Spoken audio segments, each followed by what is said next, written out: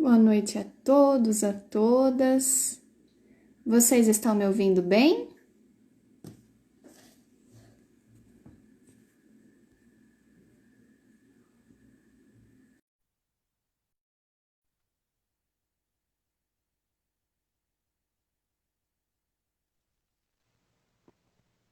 Boa noite, Esther. Boa noite, querida.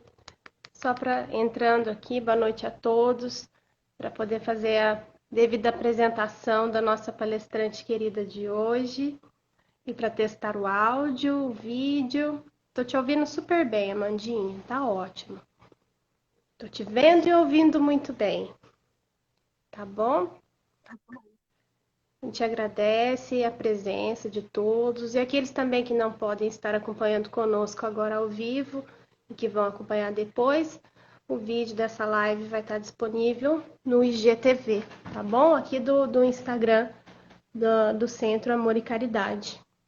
Essa é a nossa querida Amandinha de São Carlos.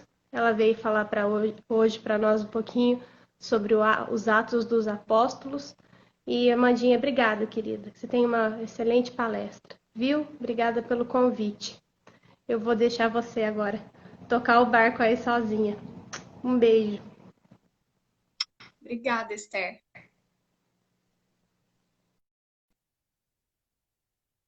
Bom, meus amigos, acho que nós já estamos às 7. Deixa eu só confirmar aqui. Estamos, né? Estamos já no horário. Para a gente dar início, vamos fazer uma prece? Para a gente ir harmonizando aí os pensamentos e os sentimentos? Então, convido a todos a fecharem os seus olhos, elevarem seu pensamento até o Mestre amado, agradecendo a equipe espiritual pela oportunidade de aqui estarmos reunidos através da tecnologia para juntos meditarmos, aprendermos, refletirmos com base nesses ensinamentos deixados pelos nossos irmãos que tanto se dedicaram a nos trazer essas lições, nos relembrando o caminho do Cristo, o seu evangelho de amor, nos renovando a esperança para os dias difíceis, a fortaleza, a alegria que devemos testemunhar em todas as situações da nossa vida, porque temos o evangelho, temos o Cristo. Então, certos desse tesouro inestimável que nós temos, vamos pedir à equipe espiritual que nos auxilie nessa noite a podermos receber essas lições dos nossos irmãos maiores com o coração aberto, como sementes que vão cair em terra fértil no nosso entendimento, para assim podermos fazer frutificar essas sementes através das nossas atitudes, renovando as nossas ações, nos transformando, para assim colaborarmos para transformar por onde nós formos, como esses primeiros cristãos fizeram tão bem, apesar das suas dificuldades. Muito obrigada, Mestre Jesus e equipe espiritual. Que assim seja. Bom, meus amigos, como a Esther já havia mencionado aí nesse iniciozinho, né? Antes de mais nada, eu queria me apresentar um pouquinho mais para vocês. Eu sou a Amandinha, Amanda, né? Mas o pessoal me chama de Amandinha, assim que eu sou conhecida aqui em São Carlos. Gosto muito de ser chamada assim, porque me sinto muito acolhida, né? Quando fala Amanda, já sei que alguma coisa pode estar errada, né? Uma bronca. Então, sou conhecida como Amandinha, sou Amandinha. Participo do NEP, que é o Núcleo de Pesquisa e Prática do Evangelho Paulo de Tarso, aqui na cidade de São Carlos, interior de São Paulo, no Centro Espírita Obreiros do Bem, que também é conhecido como CEOB, né? Sociedade Espírita Obreiros do Bem. Então, É uma alegria poder estar aqui com vocês. Graças à tecnologia, estou em Minas. Isso me deixa muito feliz, porque Minas é um dos lugares que eu mais amo nessa vida. Já me sinto nessa atmosfera acolhedora mineira, né? Então, muito obrigada a todos que estão aqui nos seguindo na página e obrigada pelo convite tão amoroso que vocês fizeram a mim. Que a gente possa juntos, então, meditar sobre esse livro que está lá no Novo Testamento, que é tão maravilhoso, repleto de exemplificações, que é o Atos dos Apóstolos, né? E como nós abraçamos a doutrina espírita como essa bússola maravilhosa a nos desvendar os caminhos do espírito, da imortalidade da nossa alma, as realidades da vida maior, né? Esse consolador prometido, como Jesus havia dito, e que entendemos seu espiritismo para nos fazer compreender melhor essas realidades que, enquanto Jesus aqui esteve, ele não desvelou totalmente, porque nós ainda não tínhamos condição de compreender. Nós vamos também tentar meditar um pouquinho como é que a doutrina espírita traz também mais luz e mais detalhes às narrativas de Lucas, né? Vou explicar um pouquinho sobre Lucas, especialmente enquanto a doutrina espírita colaborou através da mediunidade maravilhosa do Chico Xavier e do trabalho de evangelização do Espírito Emmanuel para nos trazer os relatos dos Atos dos Apóstolos de uma maneira mais ampliada do que chegou para nós, do que está lá na nossa Bíblia no Novo Testamento. Então, nós vamos, aos pouquinhos, falando, logicamente, né, de uma maneira muito simples, muito singela, passando apenas por alguns aspectos gerais, porque precisaríamos, né, de uma vida de estudos aí para compreendermos a fundo o livro Atos dos Apóstolos, como também o trabalho de uma vida inteira, meditação e entendimento do Evangelho, mas na medida aqui das nossas possibilidades e com o amparo, né, de obras que, graças a Deus, têm chegado da doutrina para nós vamos conversar um pouquinho sobre Atos dos Apóstolos. Então, antes de mais nada, essa conversa que nós vamos ter hoje, ela está baseada em duas fontes principais, tá? Uma delas é um curso que a irmã Ila Pinheiro, que é uma freira católica maravilhosa, que tem promovido diversos diálogos interreligiosos, ela deu sobre Atos dos Apóstolos, que inclusive está disponível no YouTube, né? Então, algumas informações que eu vou trazer é baseado nesse curso que ela ofereceu. E outras informações, mais ou menos assim, o guia pelo qual nós vamos passar, está na introdução ao Ato dos Apóstolos do Evangelho por Emmanuel, esse volume Comentários aos Atos dos Apóstolos, que é organizado pelo nosso irmão Saulo César Ribeiro da Silva, né, e os seus colaboradores. Teve todo esse trabalho de pegar toda a obra do Emmanuel, psicografada pelo Chico, e organizar pelos evangelhos. Então, todos os comentários que Emmanuel fez sobre Mateus, ele fez um volume sobre esses comentários na ordem, na sequência em que, né, mais ou menos segue o texto. E assim também ele fez com o Ato dos Apóstolos. Então, um trabalho muito grande que nos traz aqui nessa introdução do livro informações muito importantes e muito legais para nós, tá? Então, a primeira coisa que é importante a gente refletir é quem é o autor do Ato dos Apóstolos, né?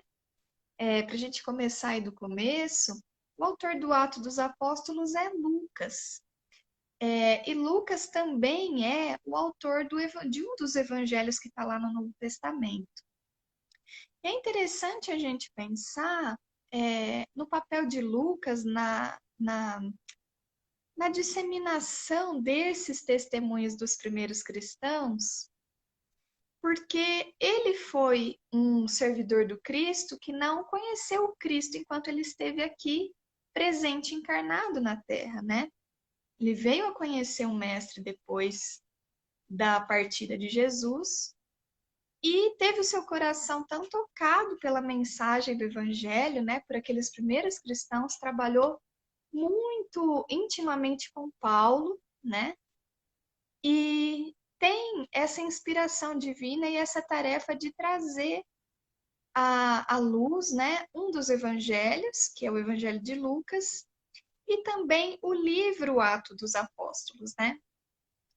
E é interessante, Saulo vai dizer aqui na introdução que o livro Atos dos Apóstolos ele é único no seu gênero entre os escritos do Novo Testamento, porque o Atos dos Apóstolos ele não é um evangelho, ele não é uma carta, ele também não é uma revelação profética, mas ele narra, né, acontecimentos que estão relacionados não ao fundador do evangelho, não à figura de Jesus, mas aos seus seguidores.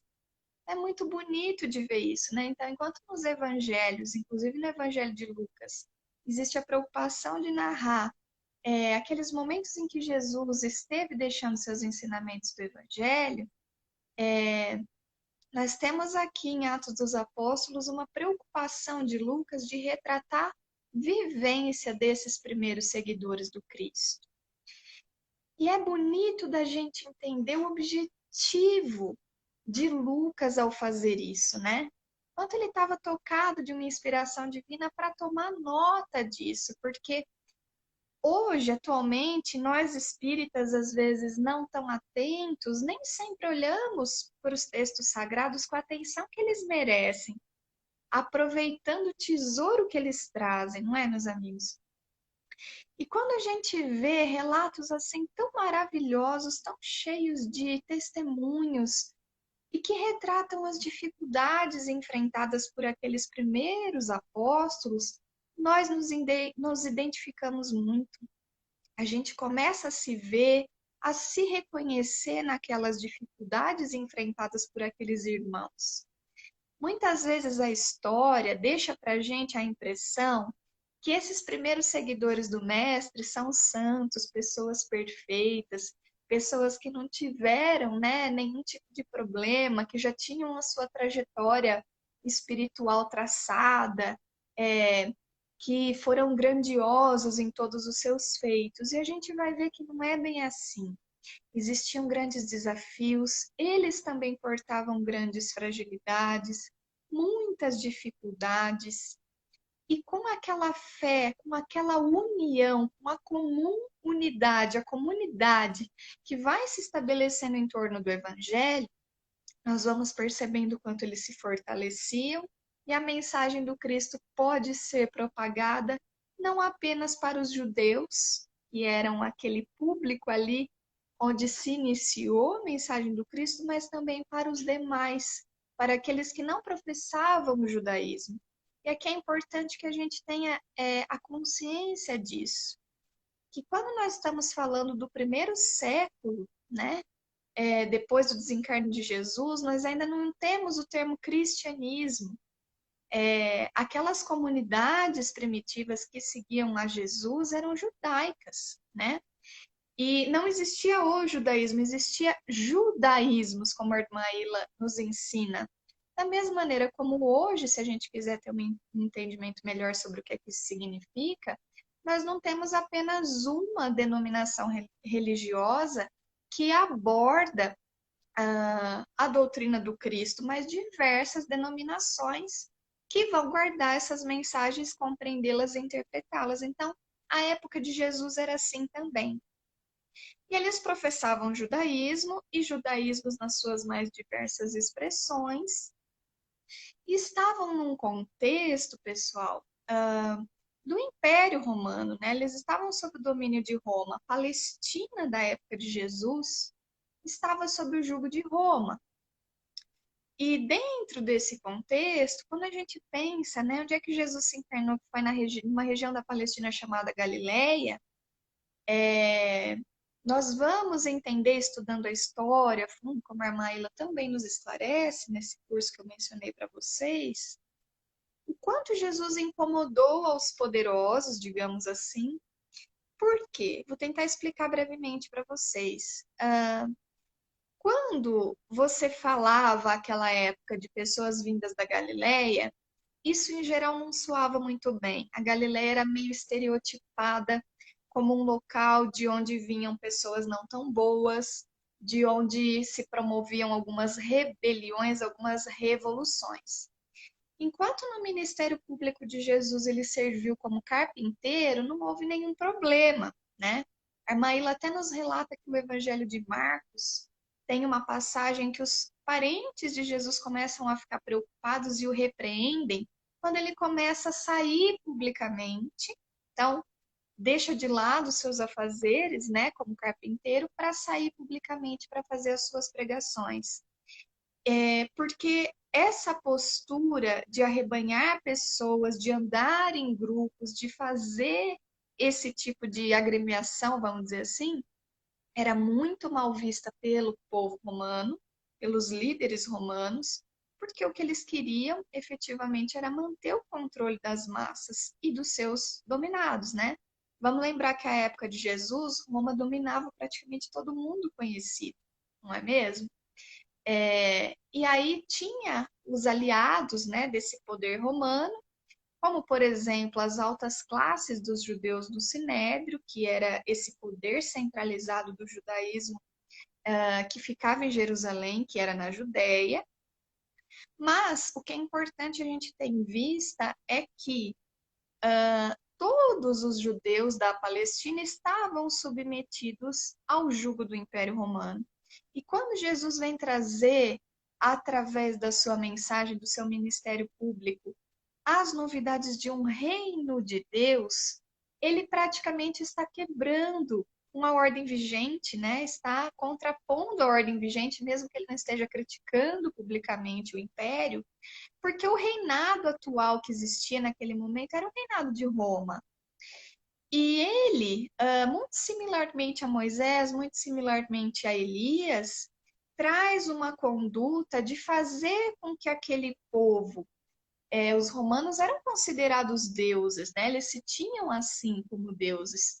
Tirem do centro essa materialidade desses deuses e coloquem como centro Deus, o reino de Deus. Então, isso foi causa e motivo de muitas perseguições que ocasionou na morte e crucificação de Jesus, como a gente já sabe, inclusive perturbando o sinédrio dos judeus mais rigoristas, os chamados fariseus, né, que tinham a tarefa de guardar a lei e que pagavam tributos altos ao judaísmo para terem a oportunidade de exercerem os seus julgamentos, exercerem a sua autoridade religiosa, e os meandros do Império Romano permitia que isso acontecesse, porque isso era uma maneira de ajudar a controlar os seus dominados, né?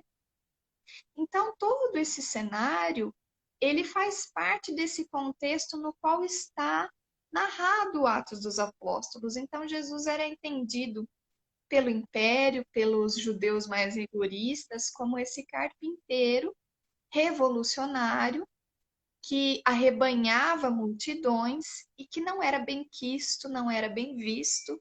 E diferente de muitos que faziam as suas rebeliões, várias vezes nós temos nos evangelhos diversas narrativas, né, de que havia aquelas movimentações em bando e esses bandos assaltavam, como por exemplo a gente tinha na narração da parábola do bom samaritano, né, que aquele homem foi saqueado quando estava descendo sozinho. Então, isso representava muito como eram feitas essas orientações em bando, essas arregimentações em bando. Então, eram pessoas que, quando estavam em bando, promoviam desordens, promoviam rebeliões, porque, estando sob o jugo de Roma, acabavam querendo impor ali a sua maneira de viver, a sua maneira de agir, tentando quebrar aquela ordem vigente. Jesus agia, né, de maneira a estar com grandes multidões, mas sempre com doações, sempre tinha alguém lá do colégio de apóstolo com aquelas bolsas, onde eles recebiam as doações para manter sua subsistência, e não cobravam absolutamente nada pelas curas, não faziam nada que pudesse colocar ninguém em risco, muito pelo contrário, atendia aquelas grandes multidões. Então, esse prestígio todo que Jesus foi conquistando, incomodando aos poderosos, tanto de Roma quanto esses do Sinédrio, esses judeus mais rigoristas, faz com que Jesus seja perseguido e morto, mas os seus continuadores mantêm-se fiéis, apesar das suas grandes dificuldades e do medo instaurado ali pelas perseguições. E é nesse cenário de muitas dificuldades, de extremos preconceitos, inclusive, que esse judaísmo inicial sofre esses abalos, né? Que os primeiros seguidores do Cristo vão trazer no sentido de repensar qual é essa mensagem central, o que é que Deus espera das suas criaturas, de maneira a se revelar, não de uma maneira exclusivista, como muitas vezes alguns judeus professavam-se, como um povo eleito que deveria subjugar todos os outros, né? Mas, assim como o patriarca Abraão, abrangendo a todas as nações do mundo. E a gente vai ver no Ato dos Apóstolos esse compromisso muito grande de disseminar a boa nova, não só para o irmão de raça, mas também para os gentios, para todos aqueles que são estrangeiros, né? E aí a gente vai ter o papel de Paulo, que é fundamental nessa disseminação do evangelho, não só de Paulo, mas também de todos os seus amigos e colaboradores. Bom, então, a autoria desse texto é atribuída a Lucas, né, que é autor desse terceiro evangelho, como a gente já mencionou, e que foi um dos autores que mais contribuíram com os escritos do Novo Testamento, né, que o Saulo nos diz. Ele é responsável por cerca de 27% do que está no Novo Testamento, próximo dos 30% dos quais é responsável os escritos paulinos, né, os escritos que Paulo deixou. Em terceiro lugar, aquele que mais escreveu é João, que escreveu também um dos evangelhos e o Apocalipse. E foram apenas 2 escritos que Lucas deixou, mas são escritos de muito volume grandiosos, né? Uma coisa que é interessante a gente entender, se a gente começar a ler lá o Ato dos Apóstolos e também o Evangelho de Lucas, é que tanto um quanto o outro são dedicados a um Teófilo. Teófilo a gente pode entender como um nome, né? Um nome grego. A gente sempre deve se lembrar que a essa época a língua oficial era o grego. Então, ele é escrito dedicado a um Teófilo, tanto o Evangelho de Lucas quanto o Atos dos Apóstolos. E essas Teófilo é uma palavra grega, né, que é composta por 2 outras, Theos e Philos. Theos significando Deus e Philos significando amigo. Então, alguns estudiosos chegam a propor para nós, eu acho que é uma das explicações mais plausíveis para nós entendermos também o objetivo do Atos dos Apóstolos e do Evangelho de Lucas, que ele não é destinado especificamente a esse ser Teófilo, uma pessoa chamada Teófilo, mas Teófilo aqui representando, como o próprio nome diz, os amigos de Deus, aqueles que simpatizam, né? Que se inclinam com amizade para Deus e têm o interesse de manter-se nessa amizade com Deus por meio da mensagem do Evangelho. Então, tanto no livro de Lucas quanto no Atos dos Apóstolos, a gente vai ver que ele é destinado a esse Teófilo, que podemos interpretar que somos todos nós, né? Mais uma vez é interessante a gente lembrar que tanto Paulo quanto Lucas, que são grandes personagens aí que nós temos, principalmente Paulo no Ato dos Apóstolos, não conviveram diretamente com Cristo, né? Não enquanto ele esteve aqui fisicamente conosco. E isso nos faz entender a grandeza do propósito de Jesus de ter os seus continuadores, não apenas aqueles com os quais ele iniciou, mas todos aqueles que viriam após, né? Bom, algumas características aí do texto de Atos, é bem interessante a gente pensar. O Saulo vai dizer aqui para nós que nitidamente há um espaço maior concedido aos acontecimentos relacionados a Paulo de Tarso, desde que ele se converte. Não sei se todos que estão nos seguindo têm oportunidade de saber, mas Paulo de Tarso era um fariseu, era um fanático fariseu, um doutor da lei muito rigoroso e radical, que perseguia cristãos e que tinha um ódio imenso a esse carpinteiro de Nazaré. Ele queria defender ali a mensagem de Moisés, do qual ele, como juiz, como doutor da lei, tinha uma autoridade que ele se revestia, e foi o responsável pelo primeiro mártir do cristianismo, entre muitos outros, porque a perseguição contra cristãos dentro desse núcleo do judaísmo mais rigorista, depois do desencarne de Jesus, ali nos primeiros anos depois do desencarne de Jesus, quem instaurou foi Saulo, Saulo de Tarso, né?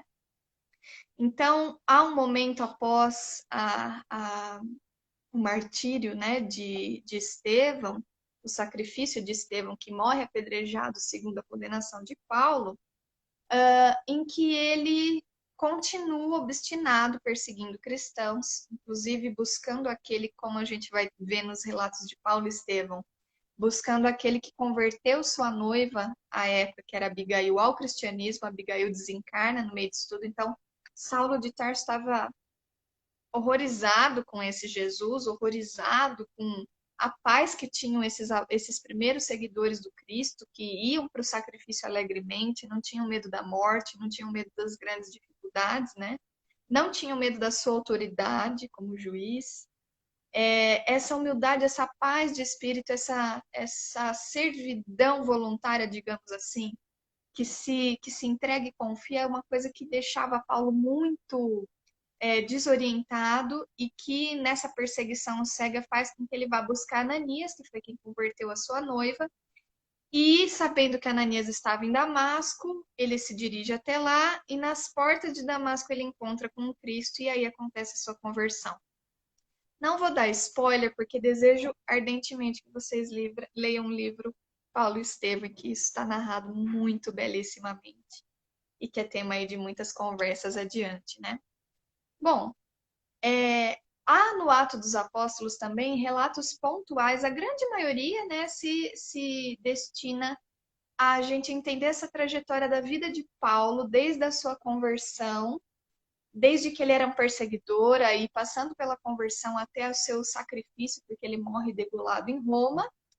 Então esse parece ser o fio condutor, né, de Atos dos Apóstolos, mas também há relatos pontuais que descrevem acontecimentos relacionados a outros apóstolos, como Pedro, como Tiago, e os colaboradores diretos de Paulo, como Silas, Lucas, Timóteo, Barnabé, entre outros, né? É um texto que tem essa função de ser um relato de como a mensagem do evangelho se propagou para as comunidades, né? Ele foi escrito, mais ou menos, segundo os estudiosos, tem segundo nos relata Emmanuel aqui no Paulo Estevão, cerca de 30 anos depois do desencarne de Jesus, né? Depois da finalização do Evangelho de Lucas. Ele começa a ser escrito em Cesareia, numa das prisões de Paulo, e termina sendo escrito em Roma, né? O texto de Atos dos Apóstolos, ele é muito importante, ele traz um aspecto muito importante também dessa história do cristianismo nascente. Como eu disse para vocês, a essa época ainda nós não tínhamos cristãos, nós tínhamos judeus que professavam ali a fé judaica, os ensinamentos de Moisés e dos patriarcas, orientados e sob a luz do Evangelho do Cristo. Então, não existia esse termo cristianismo, eles eram judeus, né? E aqui é muito importante a gente entender que, como judeus, eles tinham diversos costumes e hábitos, inclusive atos exteriores que eles tinham que cumprir como formas de preceitos que faziam parte, né, da sua religião. Um deles a circuncisão, que era aquele corte do prepúcio dos homens, que era a marca que eles diziam do povo de Deus, né? E quando começa a evangelização dos povos, que não só os judeus, mas também os gentios, há uma discussão, inclusive instaurada pelos chamados judaizantes, de que para seguir o Cristo era necessário passar por todas essas regras, por todos esses preceitos do judaísmo. E Paulo foi uma das pessoas que mais lutou para que eles não tivessem que passar por esses atos exteriores, como, por exemplo, para seguir o Cristo fosse necessário fazer a circuncisão naqueles irmãos, né? Então, no texto de Atos dos Apóstolos, o Saulo vai nos dizer aqui, também está registrado um marco do cristianismo nascente, que é a ausência da obrigatoriedade da circuncisão para caracterizar seguidores de Jesus, que possibilitou que uma grande, né, assim, uma vasta população pudesse receber esses ensinamentos, né? E aqui ele vai nos dizer, sem perder as suas raízes judaicas, o cristianismo pôde alçar voos mais amplos na direção de corações e mentes que não se submeteriam aos conjuntos de práticas estabelecidas pelo judaísmo dominante daquela época. Porque o mais importante aqui, a partir da mensagem do evangelho, não era cumprir preceitos exteriores, mas era a renovação íntima de todos os seres, né?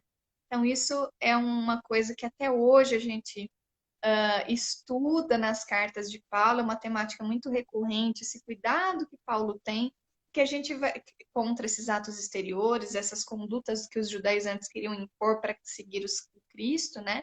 Que não fosse exclusivamente a adesão do coração, e que está narrada ali com grande riqueza de detalhes, e que foi fonte de imensas controvérsias, discussões e brigas. Então, comparando aí com a nossa realidade do dia a dia, né, com essas situações que a gente vive muitas vezes nos nossos agrupamentos, né, essas divergências de opiniões que muitas vezes dão esses rachas que fazem grupos se dividirem e grandes brigas, né? Então, isso é muito interessante a gente ver e tá lá narrado com riqueza de detalhes em Atos e que depois vem ser complementado com uma maior grandeza de detalhes ainda por Emmanuel no livro Paulo Estevam, né? E aí a gente vai entrar para essa perspectiva espírita agora, né? Como o Saulo organiza aqui nessa introdução desse volume de Atos dos Apóstolos, os comentários de Emmanuel, reforçando para nós que o texto de Atos ele não é apenas um relato histórico, mas isso é importante que nós tenhamos em vista. É um conjunto de vivências e de experiências de indivíduos que passaram a seguir a mensagem da Boa Nova. E é nisso que reside a força desses relatos, porque mais do que algo para entreter apenas a nossa intelectualidade, para entreter apenas a nosso desejo de conhecer fatos históricos, ali estão guardados testemunhos grandiosos de pessoas que se deixaram renovar e como eles seguiram servindo ao Mestre. Aí é que está a riqueza desses relatos de Atos, e era esse o objetivo que tinha Lucas quando escreve esse livro, tá? Então, o valor desse livro, nesse sentido, vai extrapolar todo o repositório histórico que a gente tem aí na humanidade, né, sobre esses momentos dos primeiros cristãos, para que a gente se foque na prática do ensinamento do Evangelho. Então, como é que aqueles homens humildes, simples, fizeram com que essa mensagem, uma vez que frutificada lá no coração, pudesse ser espalhada, não apenas pelas suas pregações, pelo seu, né, não se trata de proselitismo, tá, gente? Da gente convencer alguém à força, mas principalmente pela força do exemplo, do testemunho, da conduta que tinham aquelas pessoas, tá? Aí é que a gente entra na importância da obra Paulo Estevão, né? Porque nesse livro Paulo Estevão, que é psicografado pelo Chico, a gente tem o maior repositório.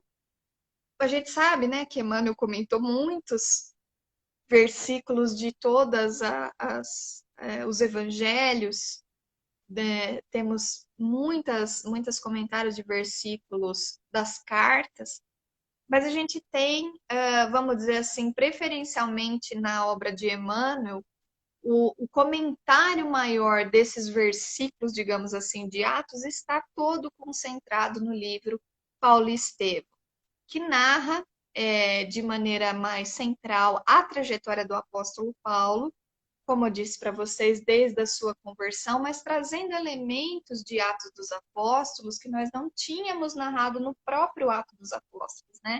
Então, ali a gente conhece Estevão, a gente conhece a família de Estevão, a origem deles, como eles vieram, né? Como Estevão chegou até a Casa do Caminho, como era organizada a Casa do Caminho naquele início, liderada por Simão Pedro, com a ajuda de Tiago, com a ajuda de João e dos seus familiares.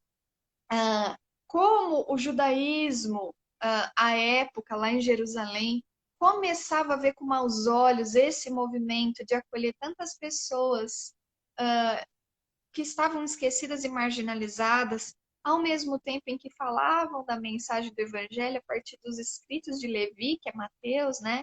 Então, eles liam junto das mensagens na hora dos cultos, vamos dizer assim, em que eles meditavam sobre a lei de Moisés, eles falavam dos ensinamentos trazidos por Jesus. Então, tudo isso, pessoal, está narrado no livro Atos dos Apóstolos, mas com uma riqueza de detalhes muito grande, que nos faz ter muitas informações valiosíssimas e compreender melhor esse cenário dos primeiros passos do cristianismo na Terra, após, né, a vinda de Jesus, após a partida dele para o plano espiritual, que Emmanuel se dedica a fazer. E trazendo uma visão do grande empenho que foi necessário fazer por espíritos encarnados à época, que foram esses primeiros cristãos, que longe de serem perfeitos, pessoal. Eles, muito pelo contrário, tinham grandes mazelas, tinham grandes dificuldades, mas grandes dificuldades mesmo, tá? Assim, coisas assim que Paulo de Tarso perseguia cristãos, foi responsável pela morte de Estevão, foi responsável pela desagregação de muitas famílias, porque começaram a ser perseguidas por seguirem o mestre, pela desestruturação inicial ali da Casa do Caminho, né? Porque o início das perseguições se instaurou quando ele prende Estevão, quando ele prende Paulo, quando ele prende alguns dos servidores e começa. A ideia era que todos fossem mortos, né? Porque estavam infringindo as leis de Moisés, falando de Jesus, dando uma superioridade a Jesus sobre Moisés. Então, vejam a radicalidade de Saulo, né?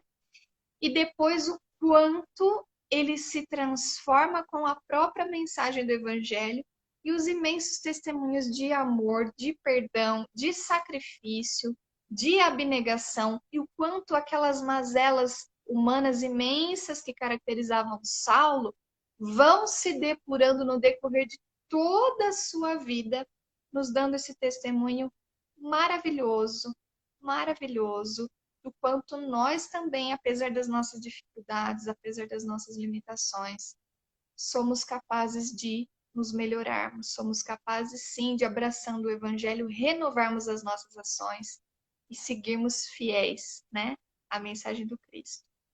Então, de uma maneira geral, essa era a temática, né, que a gente pode dizer assim, de maneira muito simples, do Ato dos Apóstolos, tá, pessoal? Eu gostaria que a gente arrumasse aqui para o fim da nossa exposição, já passei aqui da meia hora de explanação, escolhendo para nós pensarmos juntinhos em um comentário que o Emmanuel faz ao capítulo 5, versículo 15 de Atos dos Apóstolos, dessa passagem aqui. Então vamos meditar com atenção. A passagem de Atos diz assim: a ponto de também levarem os enfermos para as ruas e os colocarem sobre pequenos leitos e catres, a fim de que, vindo Pedro, ao menos a sombra de Pedro cobrisse alguns deles. Essa passagem, gente, eu não vou dizer que eu escolhi ela, porque eu sempre acho que é a passagem que nos escolhe, né? Queria uma passagem de Atos dos Apóstolos que pudesse ser bastante representativa da força dessas narrativas que Atos dos Apóstolos têm da vivência do cristianismo nos seus primeiros passos. E eu não quis escolher uma passagem que fala de Paulo, que é para deixar vocês com mais vontade de ler Paulo e Estevão, tá bom? Então vamos ficar aqui um pouquinho mais centrados na figura de Pedro, que tem uma grande descrição também no livro Atos dos Apóstolos. E Pedro, que através do seu sacrifício, da sua entrega, da sua dedicação amorosa, como primeiro chefe ali da Casa do Caminho, que coordenou o atendimento àqueles homens tão simplórios, tão necessitados, órfãos, viúvas, leprosos, pessoas abandonadas, pessoas doentes, enfermas. Então vejam, né? As pessoas vinham trazer os enfermos para a rua e colocavam eles em pequenos leitos e catres a fim de que, quando estivesse vindo Pedro, pelo menos a sombra de Pedro cobrisse algum deles. Olha a fé que essas pessoas tinham e, mais do que isso, olha o que a presença de Pedro despertava nessas pessoas. Isso o livro Atos dos Apóstolos vai nos narrar muito bem. O que despertavam esses primeiros cristãos naqueles com os quais eles conviviam, naqueles que eles atendiam, para os quais eles se dedicavam. E o Emmanuel vai comentar esse versículo, uma lição lindíssima, que é uma reflexão para nós, como cristãos, como pessoas que decidimos abraçar a mensagem do Mestre, uma reflexão muito profunda para nós, que gostaria que nós fizéssemos juntos. É um texto que é muito interessante já no seu título, que se chama Que Despertas? O que você desperta no seu irmão? E aí a gente vê, né, o exemplo que ele pega aqui para comentar é o de Pedro. As pessoas queriam a sombra de Pedro, elas confiavam que apenas a sombra de Pedro já poderia lhes trazer alívio, lhes trazer esperança, lhes trazer um revigoramento. Pessoas estavam passando por dificuldades ali imensas, inenarráveis, né? Que a gente às vezes não tem nem dimensão.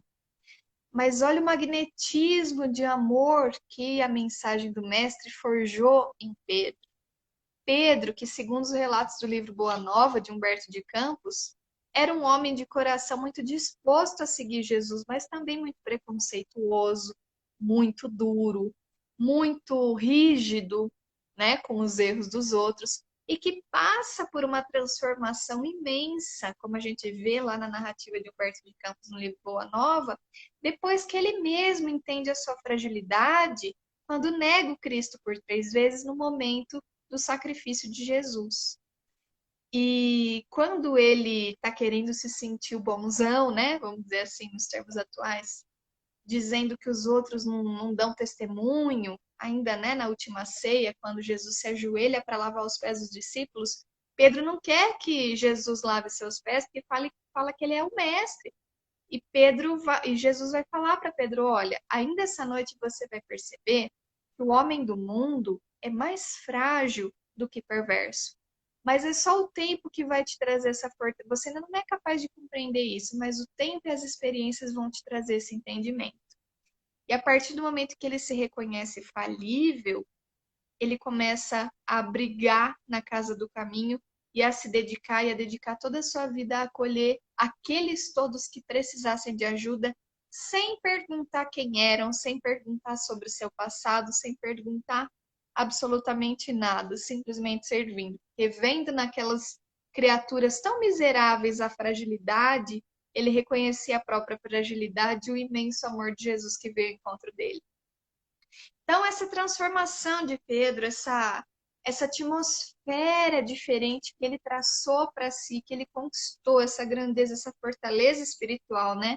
Pedro Pedra, sobre a qual Jesus erigiu ali a sua obra, despertava coisas maravilhosas naqueles que vinham ao seu encontro.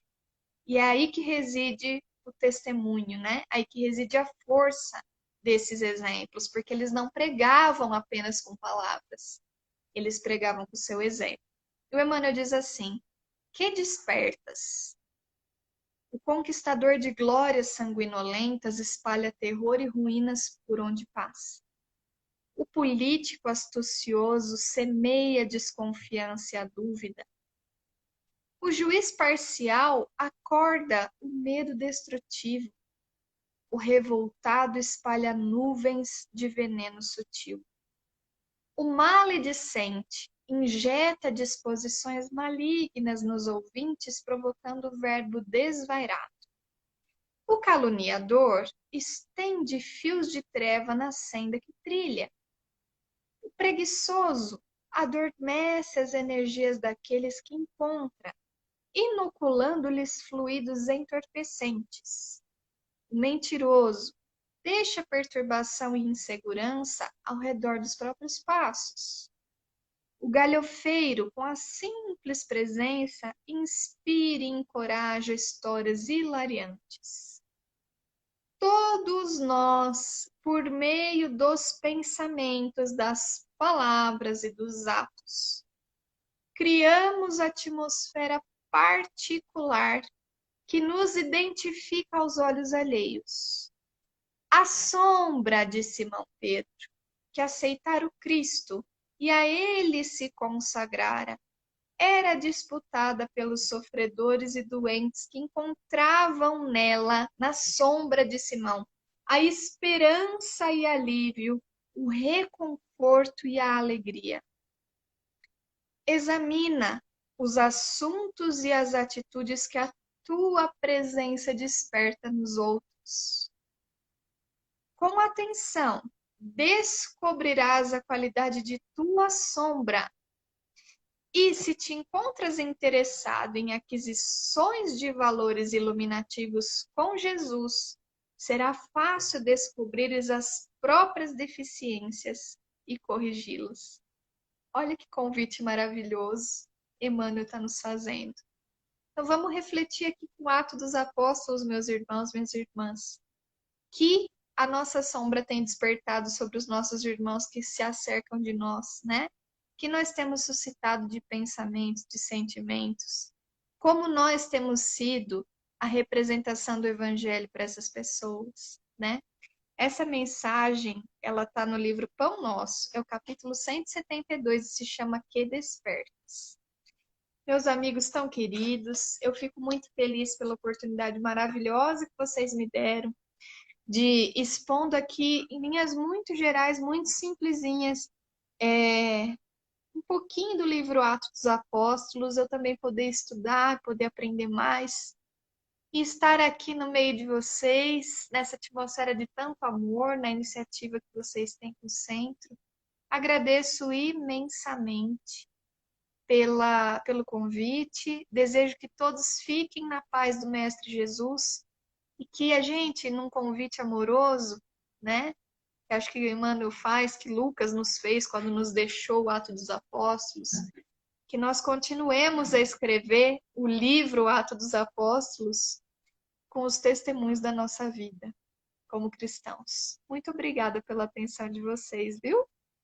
Eu não sei se a nossa Estherzinha vai voltar agora, aqui no final, ou se eu já vou arrumando para o fim aqui mesmo. Será que a Estherzinha pode me mandar uma mensagem ou me dar um sinalzinho?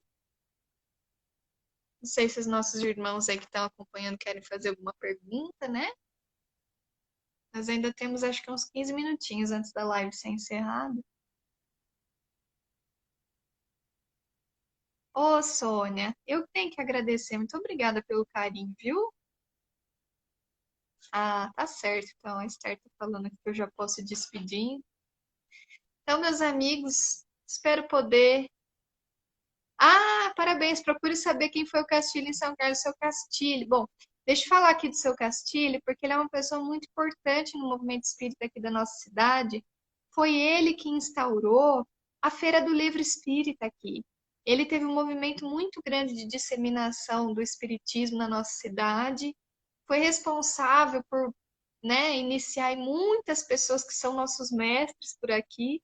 E é uma pessoa de quem a memória é sempre muito bem querida e muito bem lembrada aqui, viu, Lincoln?